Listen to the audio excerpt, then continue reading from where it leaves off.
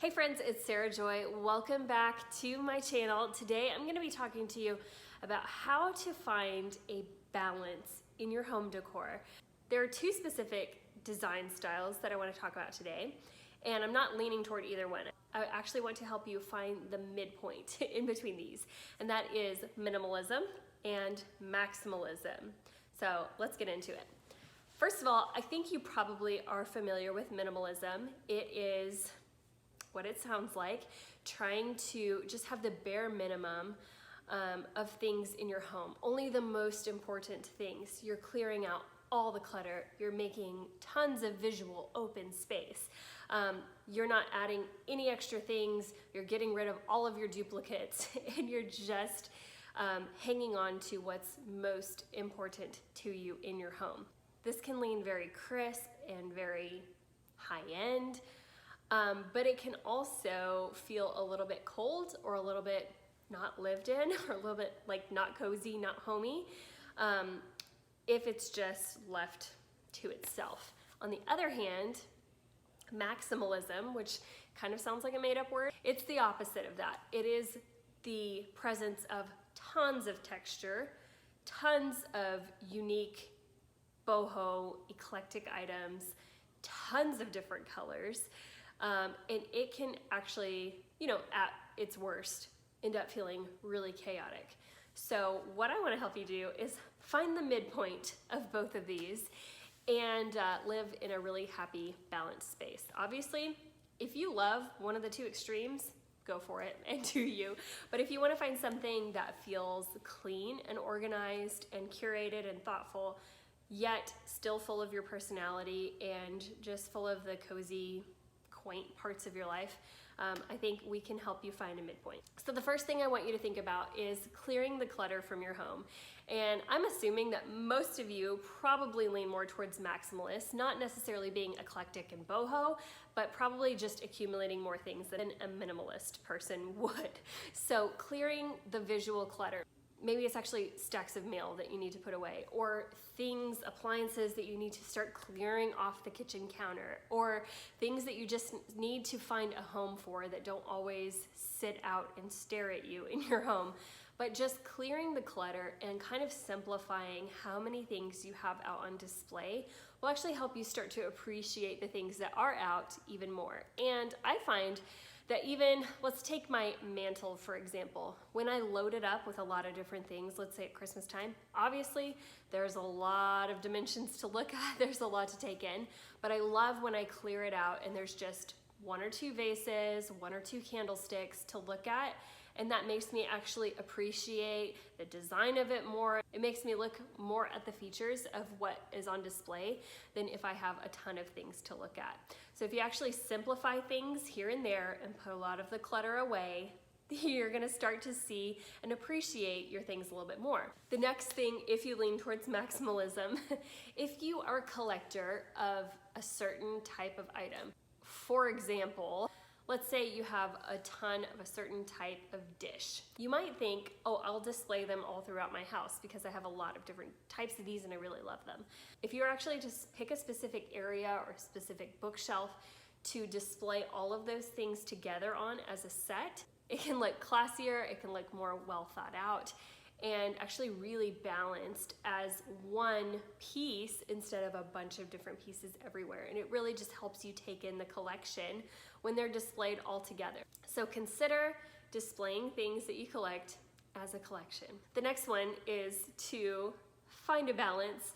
You're gonna take your curated items. Maybe you went and bought an entire room set, and then maybe you're on the other side and you have a bunch of items that you've collected for yourself that have a ton of personality, or maybe they're really quirky or boho. You're going to bring those things together and display both curated, like this specific design vein that you're going for, but also just a little something fun or whimsical along with it. I like to do that throughout our home. I like to take a nice vase and some nice long leaves coming out of it, and then pair it with something that is super unique that I found. Maybe it's like a little antique figurine. Pairing those two things together just helps the space feel alive. Another thing that you can do is pair new things with old things. I love doing this in different spaces. I think if you go out and you buy every single thing new, yes, it is gonna look nice, but it can almost look just too cookie cutter. And you wanna have things that bring in a little bit of depth. Even if it's a depth in history, you don't look like you just went in and bought everything in West Elm. You know, it looks like you have spent time over the years adding things to this space. And I think that is one of the earmarks of a really well-designed space, is things that are new and are old, and they're just seamlessly blended together. So look for ways to incorporate a blend of those two things. Maybe you're in a house and everything in it is old, or you've had it for years. Just adding a few pops of new things. Maybe you'll switch out all the pillows for brand new pillows, or maybe you will switch out the artwork on the walls and then keep everything else. Adding those new features in can really help to balance your space, or the opposite. If you have a brand new space and you have gone out and bought all new things for it, then maybe you need to come, on the other hand, do some thrifting, do some antiquing, and add in a few older, more charming pieces that will help balance out the features. The next thing that I think you can do is balancing scale of items. Just to be really general, I think minimalism can go for larger pieces, and maximalism can go for smaller pieces. If we're just talking about art, or if we're talking about furniture, maximalism usually makes a collection of a bunch of different smaller things, whereas minimalism would just be one large mirror, one large sofa, one large rug. And so blending a little bit of the two together to have some variations in the scale can really help you as well.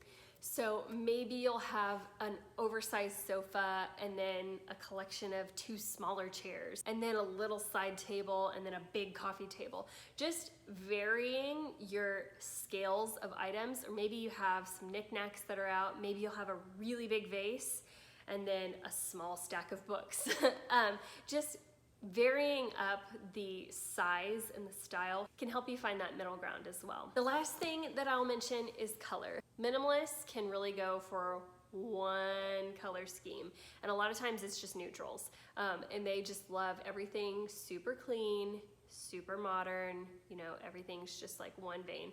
And then maximalists like to blend as much as possible into it. So I would say finding a happy medium of this is maybe going with a lot of a certain style in your home, but then also adding in a few pops of color. So for us, we've gone neutral in a lot of areas in our home. So I've used some creams, some whites, and some blacks. And then I add in pops of color. So I have a pop of a terracotta wall, and I have a pop of a green wall, and I have some green cabinetry. But all together, it's not competing. So we have a lot of things that kind of are on the neutral side, and then we add in the little fun pops of color as well. So I think that's definitely something that you can do if you're thinking about your home decor style, is to look at the colors. So you're not picking all of your colors to be super matchy-matchy or super neutral, and you're also not having them be so loud and boisterous, but you just have them nicely flowing together and have a little bit of both worlds. So in review, look at the scale of your items and see how you can vary the scale. The second thing, look at the personality of your items. Do they have a lot of personality or little personality? And see how you can blend those. Blend old and new together to get a nice balance of those. And last but not least is blending your colors. Take a lot of things that match and then add in one pop of color. And those things can help you get just the best sense of both types of style for a really balanced look inside your home. All right guys, I hope these tips helped you this week. If you enjoyed it, make sure that you like the video, leave a comment, and make sure that you are a part of my YouTube channel subscribers so that you don't miss a video every single Tuesday whenever they come out. I'll be back next Tuesday with a brand new video, so I will see you guys then. Bye. What a wonderful